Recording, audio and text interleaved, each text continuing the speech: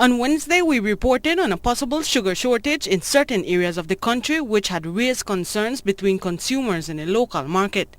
Today, we spoke to some suppliers in Belize City and found out that indeed their supply of the commodity has been shortened, but that they were told it will only last up to the end of the week. Our supplier, he informed us that there is no enough sugar in the market and said they cut down his quantity, what he usually get, he's not getting the same amount again. So that is the reason why he are not able to supply the amount what he usually supply to us. So it's like supplying is even less than half what we used to get. Now I understand you are allowing a limited amount of pounds per person. Yeah, that is because I'm trying to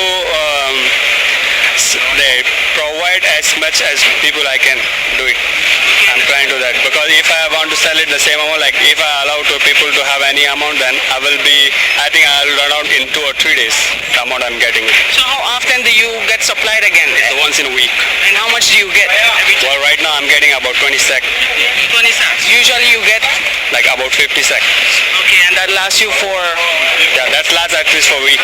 As I said, we have been satisfying all the regular users of sugar, the customers who have been purchasing sugar all the years, and that is exactly what we continue to do.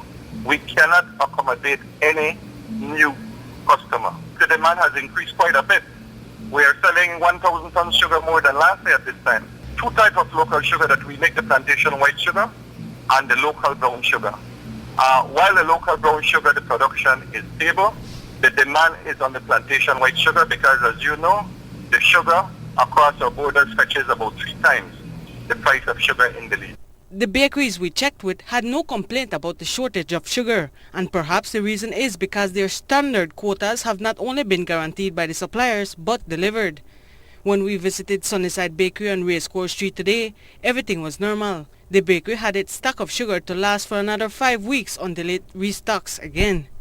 And workers were busily setting out the last batch of buns and pastries for sale. But on the same side of town, another business is on the brink of closing down because the supply of sugar has been virtually lynched. Stephen OKEKE's 5 juice joints around town are hanging by a thread, and he says if he can't locate significant supplies of sugar between now and Monday, by Wednesday of next week, his popular juices may very well be a thing of the past. It has been acute for the past 1 week. Acute, but almost 2 weeks now. We thought it was just a temporary situation, but it's unbearable now. We are shutting down the business. And we need the sugar as basic preservative for our fresh juices. We have to filter the sugar, we have to sieve it, we have to clean it before we use it. We have to buy the sugar in small sacks, and we can't even find the small sacks to buy because it's rationed. So we have to keep sending out our workers to go and buy a little bit, because you go to the supermarket, they can't give you more than £5 or £1. So we send one worker, you go and still buy one pound, the next worker go and still buy £5. Man, that's not how we run business, man. And we need at least £300 a day to operate the business. What has compounded OKEKE's predicament is that aside from the scarcity of sugar, his business has constantly been losing money for the past week, close to 1,000 a day. He says, and if he shuts down operations, reopening will be easier said than done. Monday and Tuesday, that's it. Okay. Where will you get the money from? How will you start? Even if you get a loan, how will you restart it if the loan is a commercial loan? If after that sugar, it will become available again, will you reopen? If you find the money to reopen. That's how delicate this kind of businesses that do not have standing operational capital work. Once you're dead, you're dead. You can't be dead and be alive again. And there's no life machine to bring you alive again. That's why we are struggling not to go in. By buying from anywhere at any price, just keep the thing rolling.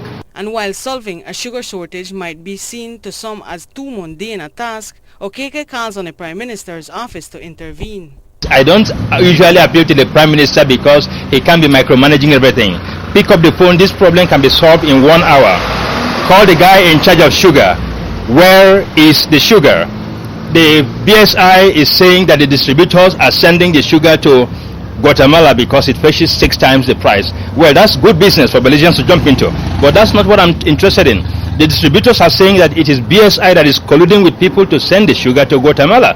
That easily can be solved. Where is the sugar? How much are you sending to the distributors? Distributors, how much are you receiving? Get us the sugar. It is noteworthy that sugar should not be retailing at more than 50 cents per pound within the shops. GILLETT says the price of sugar has remained the same for a number of years, so there is no need why consumers should be paying any more for sugar than they have done recently. Reporting for Love News, I am Maria Novelo.